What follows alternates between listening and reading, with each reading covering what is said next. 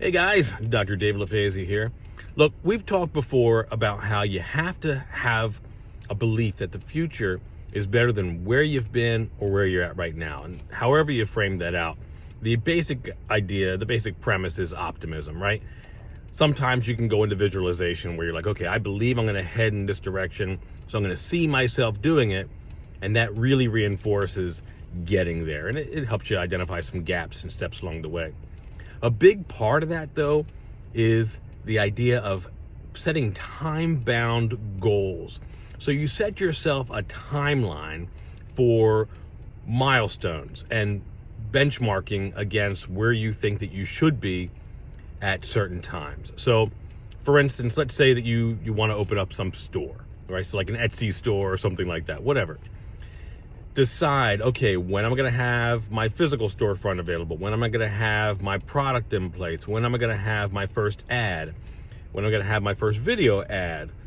When am I going to expand out into different social media fronts? What's my first sale going to look like? What's my sale revenue 6 months out going to look like? And then you check against these goals as you go along. You look ahead. Am I going to reach these goals? Do some basic extrapolation. Get yourself a little spreadsheet. Not sure how to do a spreadsheet? That's okay. Get yourself a $20 a month Chat GPT account or something like that, and it will gladly create spreadsheets for you. But dabble with them yourself as well. So time-bound goals are huge. It's part of SMART goals. You've heard about it before. Nothing new, but you gotta adopt it. You can have all the knowledge in the world, but if you don't put something into action, forget about it. Anyway, look, I believe 2026 is going to be a great year for quite a lot of us.